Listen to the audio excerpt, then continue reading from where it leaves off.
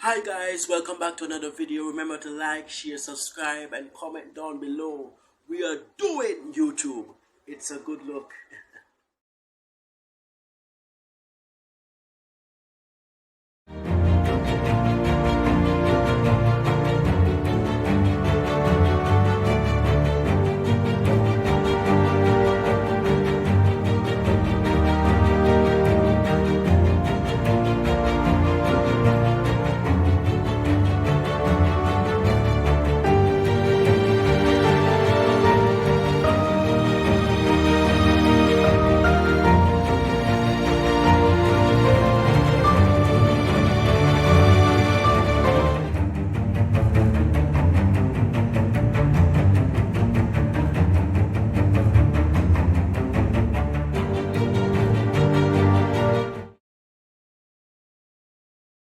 As we have seen in Europe and North America, that most places have been already gone 70% back to capacity in terms of people working. Our stadiums, football stadiums, sporting arena, gone back to 70 to 80% capacity. When I look in Europe, on weekends, the person who love football, Manchester United, Man City stadiums jam packed. Yes. And I suspect the reason for that is that you have probably close to 70% of the population taking the COVID vaccine, hence why persons can go back out in that large numbers. But by 2024, I suspect for the Caribbean, things will probably look a bit more better for us. It's hard for me to even really comment because I know how complicated it is. Can I agree, we are going to say why them are import, right? But I think the way our economics work, if there's a demand, people are going to supply. Yes, exactly. So what that said to me is that people want the imported products. So who are we to blame then? The people that are buying the imported products? And bear in mind, because it's a free market, and we cannot set prices and dictate how the market and with a free market economy, this is what the free market is. Demand and supply, take precedence over government policies and procedure for kind of create that stagnant or setback for the market. Once it's a free market, the demand and supplies takes over and so forth. But let me ask, yes, go ahead. Let me ask you this question. Anyone of you can answer first. Who should be blamed for the pandemic? Because when Donald Trump was in power, he blamed the Chinese. So should the Caribbean blame the Chinese as well? Or the tourists? Who should we blame for this pandemic? All right. My opinion is on this though. All right. I don't think the blame game really ever helps in reality. Like, you see me personally, I'm gonna take the blame game. You know why the blame game never helps? Because the problem done here already. So it's all about solutions now, right? Yeah. So and the thing is, we can't even really blame one side alone, because at the end of the day, virus always spread. Virus always spread. I think we have H1N1. Yes. One time back, where they go around that. And when it comes to these things, I often more than one thing I play. Because at first we didn't really blame the Chinese too. I'm gonna be honest. Like when it does come out, we didn't really doesn't blame them too. You can't really control things. Things are gonna happen. Right. Me can't say me have no evidence. Me can't say I them purposely release something. I know how these geopolitics thing work, and I must even them release it. I could have somebody else go there. You see me? I say it too. Without no evidence, so you know make no sense. Me I blame. Because then it goes to one question to the next question. Go ahead. And that is absolutely true, Kevin. This blame game thing does not work. And it just unstable the marketplace.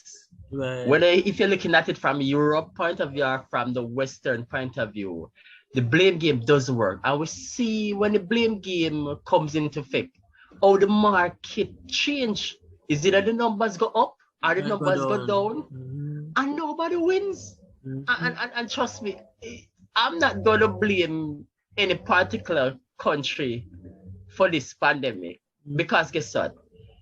Objectively, if we take our info from the Western world, it's going to view one way. And if we take our info from the Eastern, gonna view another way. It's going to view a certain way. I guess we have to probably just be our own people from the Caribbean and say, you know what? We're going to create our Caribbean Newsmax. Okay, yeah. You know, and we see when time they say it was China numbers fell, then the ripple effect started to hamper in Northern Europe and Western Europe, because guess what? Production start to affect the supplies, because we know that most of the production, the labor, is out of China. Right. And if you shut down China, then 3/4 of the world suffers, because they are the one big in the manufacturing industry, producing all of the quality goods that the Western world, import from them, or we use that section of Europe or Asia minor to do business. So as a Kevin, we need another blame game. Let's look at the solution and see how best we can get this thing up and running and make everybody happy. Get more doctors out, get more medication, get more vaccine out, and things will be okay again. Just a few more questions here. When the pandemic, when Jamaica recorded its first case in March of 2020, March 11th. Right. Based on the response of the Andrew Holness government, do you feel as if he responded, the government responded quickly and efficiently? Anybody can pick that up. Absolutely. Because I was monitoring this event, and almost every single day leading up to March, everybody eyes and ears glued to their TV and radio. Let me make sure I put it out there. I'm a nationwide baby, but now I'm a grown man now. So a nationwide grandpa. Yes. But I was glued to nationwide and glued to the TVJ to be exact. And I was at work, and I remember I was listening to nationwide, and at the same time the TV was on. So as we hear the breaking news on nationwide, we just rush out of the office and go inside of the lobby. And we see, this announcement by Dr. Crispin Tufton that our first case was from a British lady, XYZZZ. But overall, I think the government responded very effectively, timely, and was on top of things at that point, because they were looking forward for the first case and what they would have done if there was a case, and how they would have dealt with certain things. And I think they respond at the time very effectively. Mm-hmm. In my opinion. Yes, their response, or you think they responded? Well, if we specifically talk about that period during the first case, March 2020, I would have to agree that it was dealt with effectively at that time.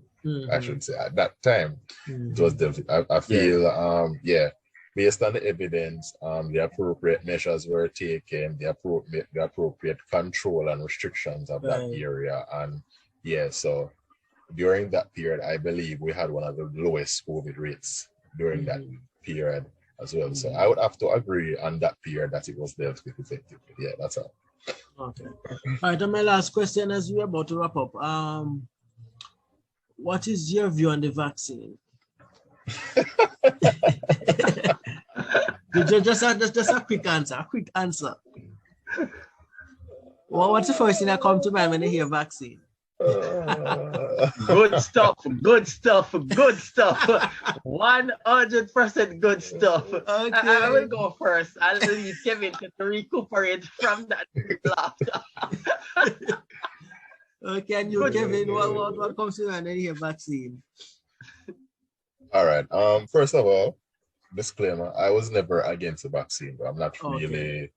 I'm not really somebody that they attack side. You know, you have this weird thing where people attack side and Right, attacking right. next side. Like I was one of them people. I never really attack my side. Like Right.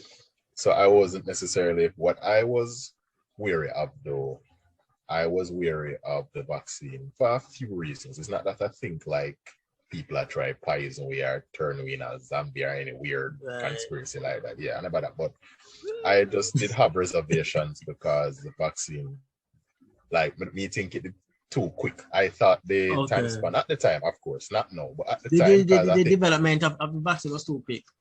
yeah, I think it was barely a year. It was barely a year. Yeah, but less than 6 months. But if I could jump in without cutting a Kevin, but in all fairness, you know, because I've done my research, and based on my research, I've shown that normally vaccine is always there, but in terms of the final product, sometimes probably people look at it and say it was too quick because this vaccine was already in preparation 10 years ago. But it's just that now, you know, to this type of virus now, there was some additional work has to be done in order to fine tune to see if this vaccine would fit this type of virus for it to work. Because in essence, vaccine could not done within 1 year. In order to have vaccine to develop it, have to take over 10-year period for really come with, even with science, for doing the regular testing and everything, it have to take that period in before it can really come to a completion. So I think that is one of the thing that kind of catch most person off guard. They were saying that this vaccine was too quick, but it is not really too quick. If we understand the breakdown of science and how vaccine is developed over time, it has to take 5 to 10 years before it can really come to the forefront. But it's just that the ingredients now that they are using now for this one kind of have persons really speculating and so forth, because everybody loves Cuba, and Cuba is well known for good doctors and good vaccine and all of these stuffs. And you see the time period that Cuba take before they establish their own. So they already have vaccine, you know. But to fine tune that one that really works, that was it, and so forth. But you know, back to your point, Kevin. Yes, Kevin. Wrap up for me, Kevin. Wrap up as you close now. Wrap up for me, Kevin. Wrap it up. All right, so yeah. So basically, as I said, I wasn't anti-vaxxer. If that was, if you say that I come across, no, I was never an anti-vaxxer. I just had my reservations based on those things, and a few of my reservations as well was the frequent discovery of new variants. Now, the reason why I put that in quotations, all right, viruses do mutate, and viruses do have various things where can change about them science-wise. Right. That's something we know.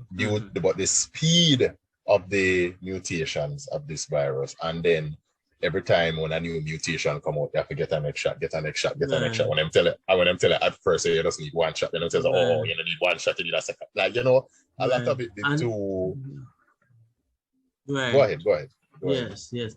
And then when you take the second dose and say you want a booster, you get a booster. Yes, I said the whole like the water. The whole like it seemed kind of iffy to me. It did seem kind of iffy to me. I'm not an anti-vaxxer because I do recognize that people have caught the virus and died from it and from a very serious thing. So that's why I'm saying I have never discredited it or say nothing, but it's just that me have a reservation on both sides. You know, absolutely, people on one side, me have reservation from both sides. But absolutely. Yeah, go ahead. You guys. Yes. It's right down the middle, Kevin. Right down the middle. Yeah. Yes, yeah. Kevin is on the neutral side, you know? He's walking on the neutral side, man. But when we need that one vote, Kevin, we'll call on you. Yes. That's a good way to close it, Ricardo. Thank you, man.